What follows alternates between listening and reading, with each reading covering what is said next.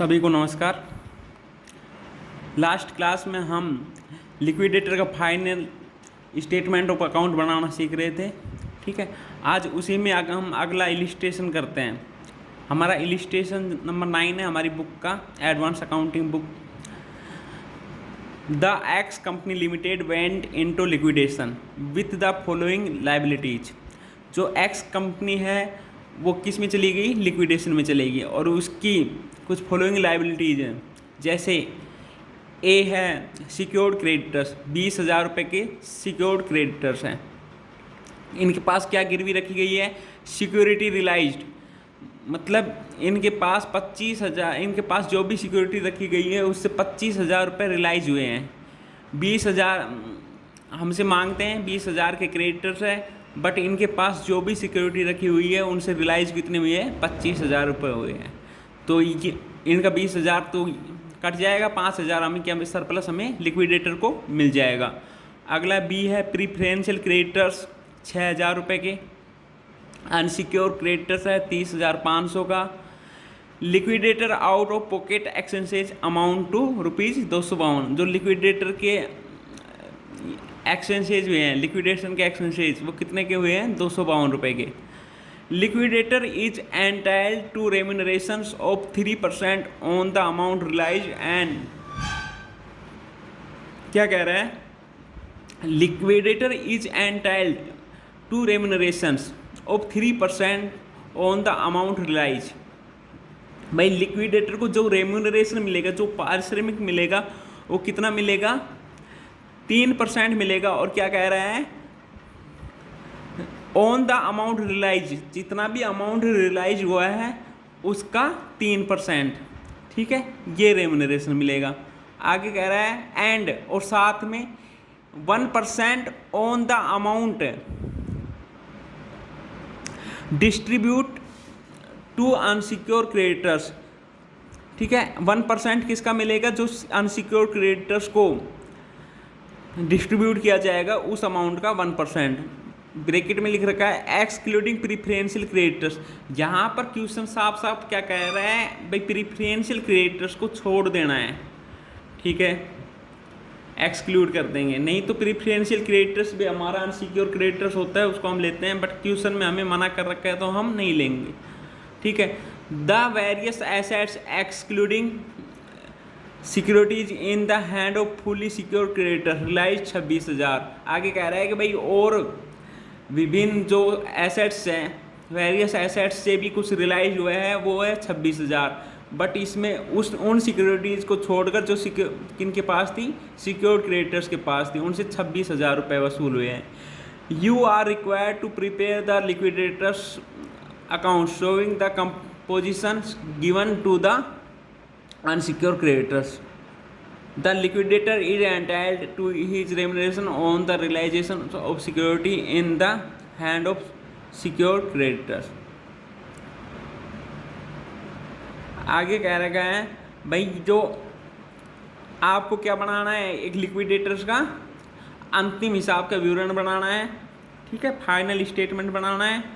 और जो secured creditors के पास जो सिक्योरिटी रखी गई थी उनसे जो वसूली हुई थी उनसे भी रेम्यूनरेशन लेने का अधिकारी है।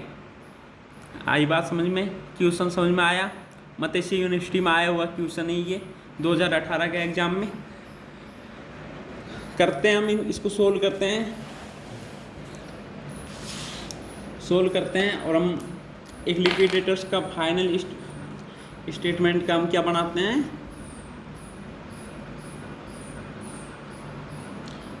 एक परफॉर्मा बनाते हैं।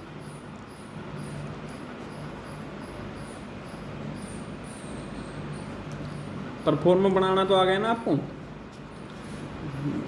2 क्लास में हमने परफॉर्मा ही बनाया है।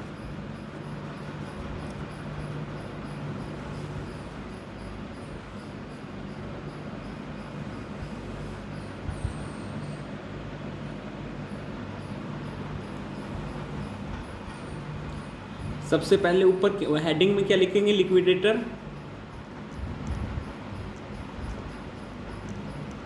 Liquidators final statement of account.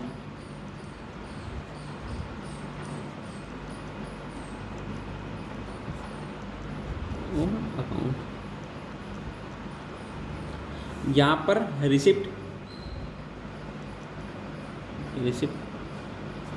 ये अमाउंट का कॉलम है हमारा, ये हमारा पेमेंट का कॉलम है, जहाँ पर हम पेमेंट लिखेंगे, और ये यहाँ पर हम उसका अमाउंट लिखेंगे पेमेंट का। आई बात समझ में? अब बताओ क्या क्या रियलाइज हुआ। रियलाइजेशन फ्रॉम एसेट्स, क्या क्या रियलाइज हुआ?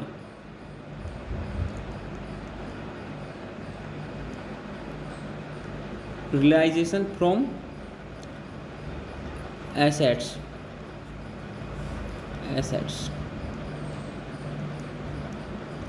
क्या क्या रियलाइज हुआ भाई? एक तो जो सरप्लस मिला है किन से?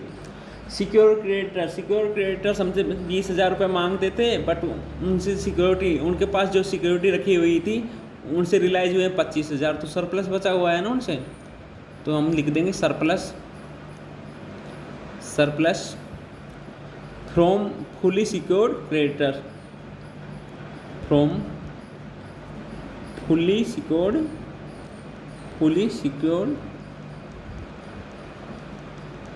क्रेडिटर।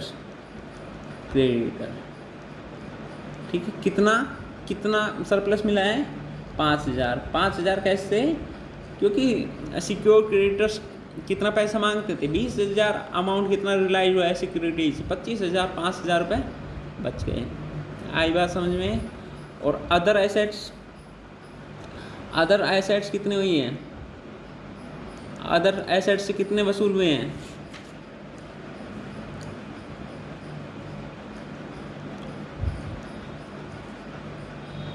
26,000, 26,000। आई बात समझ में यहाँ तक?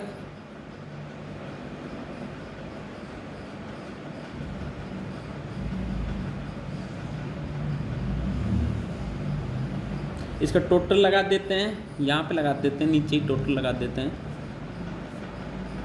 कितना आया? 31,000, 31,000। अब हम यहाँ पर पेमेंट साइड में लीगल चार्ज है कि क्वेश्चन में? हमने क्वेश्चन पढ़ा, लीगल चार्ज कहीं पर भी नहीं है ना लीगल चार्ज। तो सबसे पहले इसके बाद क्या दिया जाता है? लिक्विडेटर्स का रेम्यूनरेशन लीगल चार्ज के बाद। हाँ, लिक्विडेटर्स रेम्यूनरेशन।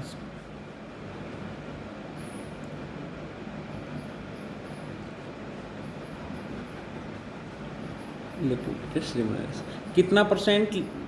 क्या कह रहा है क्वेश्चन में? 3% लेना है ऑन कितने अमाउंट का? ये कह रहा है 3% किसका लेना है? जो अमाउंट रियलाइज हुआ है उसका। और लास्ट में एक लाइन और लिख रखी थी, अब भाई जो एसेट्स सिक्योर क्रेडिटर्स के पास, जो सिक्योर क्रेडिटर्स के पास रखी हुई थी उनसे रियलाइज हुआ है, उससे भी वसूल पाने का, उससे भी पारिश्रमिक लेने का अधिकारी है। तो टोटल कितना हो गया? देखो 26,000 तो अदर एसेट्स से रियलाइज हुए, और 25,000 उससे, तो टोटल 51,000 रियलाइज हुए हैं। तो 3% ऑफ 51,000 का 3% लेना है। कितना आएगा? 51,000 का अगर 3% लें तो ये आ जाएगा 1530 आ जाएगा। आई बात समझ में?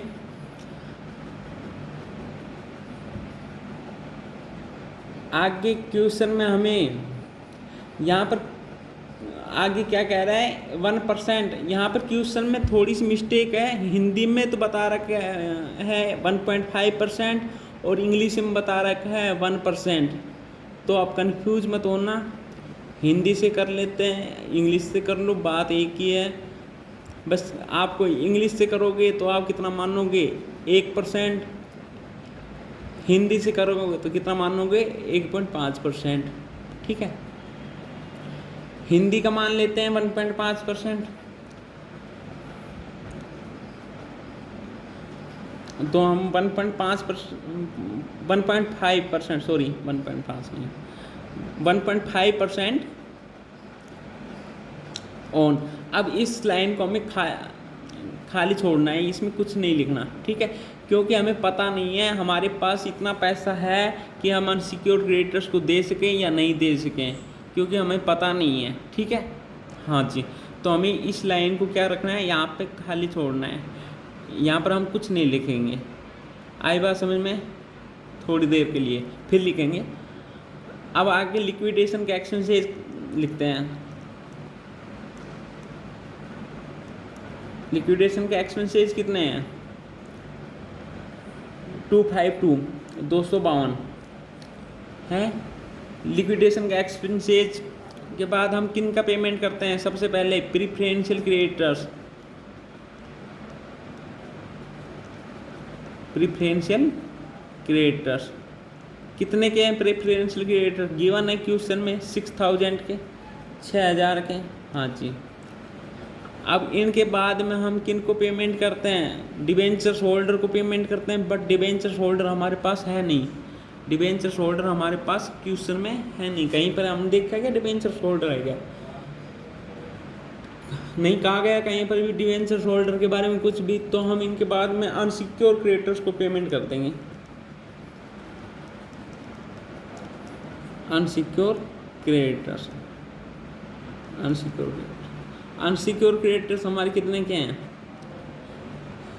देखो क्वेश्चन में अनसिक्योर क्रेडिटर्स कितने के हैं भाई? अनसिक्योर क्रेडिटर्स हमें कितने के बताए हैं क्वेश्चन में? यहाँ पर देखो असुरक्षित लेनदार 30,500 के हैं।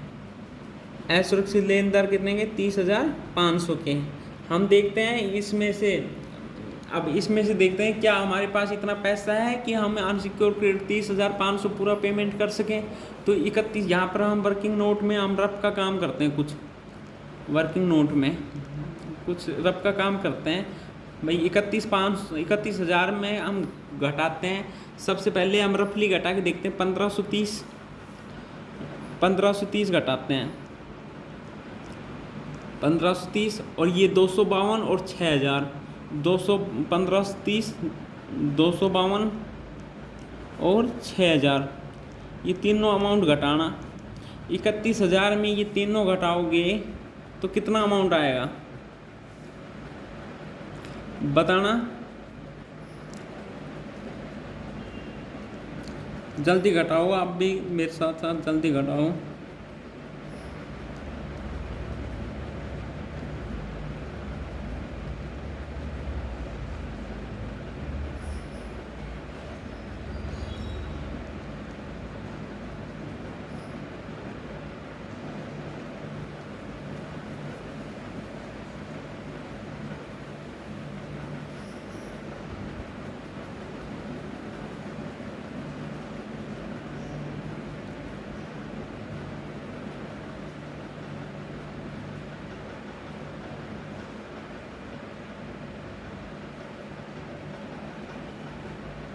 ये बच गया, यहाँ पर घटाया मैंने 23,318 बच गया।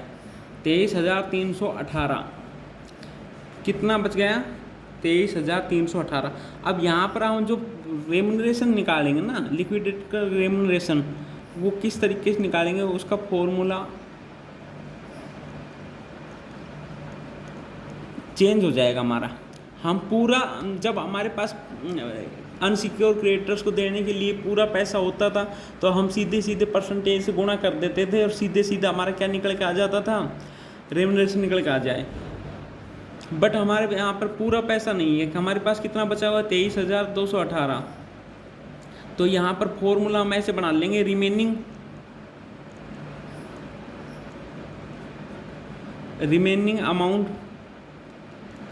Amount for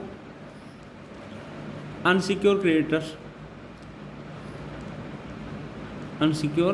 creditors. यहाँ पर हम फॉर्मूला खुद ही बना रहे हैं अपना भाई। जो देने के लिए अनसिक्योर क्रेडिटर्स को देने के लिए जो भी बचा हुआ पैसा है, इसको गुणा कर देंगे रेट, जो भी रेट है ना,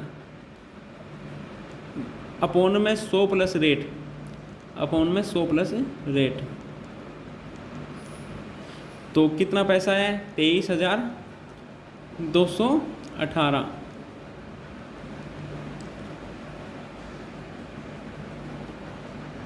गुणा 1.5 अपॉन में 100 प्लस रेट कर दी। आई बात समझ में? ये पॉइंट तो कट जाएंगे आपस में।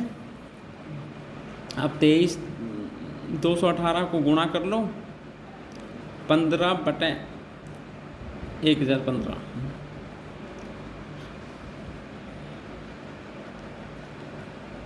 इसको गुणा करोगे तो लगभग अमाउंट आएगा, काटोगे तो 343। ठीक है। अब इस 343 को हम यहाँ पर लिख देंगे। कहाँ पर? यहाँ पर लिक्विडेटर। तो 23,218 हमारे पास पूरे रुपए बचे हुए थे, इसमें से हम क्या घटा देंगे? इसका लिक्विडेटर का रेम्युनरेशन कितना अमाउंट आएगा? ये आएगा 22,875, 22,875। अब देखो यहाँ पर हम लिख देंगे ये 1.5% ऑफ है, कितना? 22,875 पे। हमने वो कितना आया? 343। हमने उस वाले फॉर्मूले का यूज इसलिए किया क्योंकि हमें लिक्विडेटर्स का रेम्युनरेशन घटाने से कि बाद का ज्ञात करना था। ठीक है, बाद का रेम्युनरेशन ज्ञात करना था रेट पे। अब इनका टोटल करके लिख दो। 1530 और 343, इन दोनों को टोटल 1873 हो जाएंगे। 1873। अनसिक्योर क्रेडिटर्स को देने के लिए अब हमारे पास कितना पैसा है? 22,875 रुपये हैं। कितने रुपए हैं? 22,875। ये हम अनसिक्योर क्रेडिटर्स को पेमेंट कर देंगे। ठीक है, अनसिक्योर क्रेडिटर्स को पेमेंट कर देंगे। बता सकते हो जो 1 रुपया मांगता था उसको कितने रुपए के हिसाब से पेमेंट किया?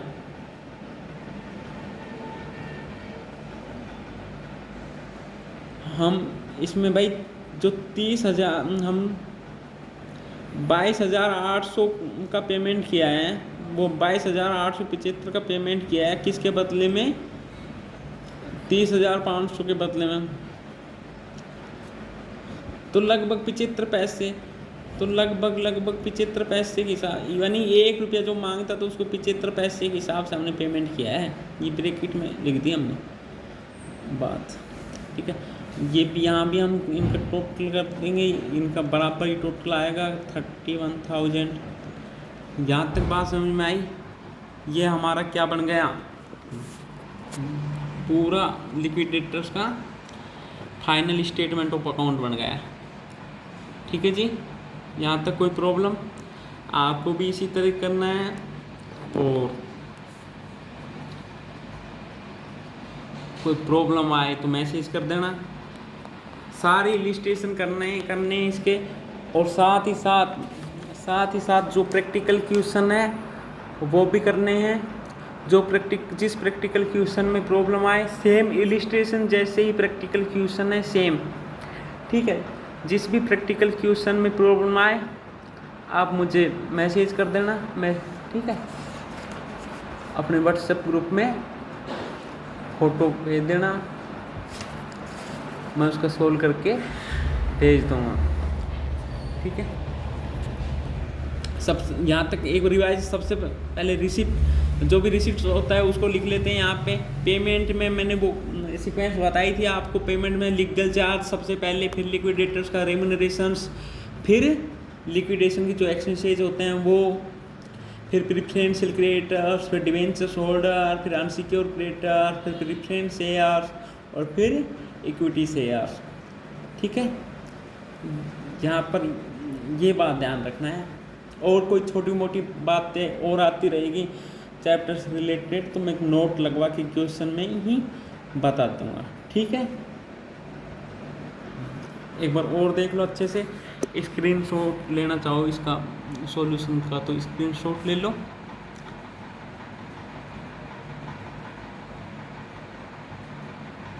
ठीक है, तो आज की क्लास यहीं समाप्त करते हैं। Thank you.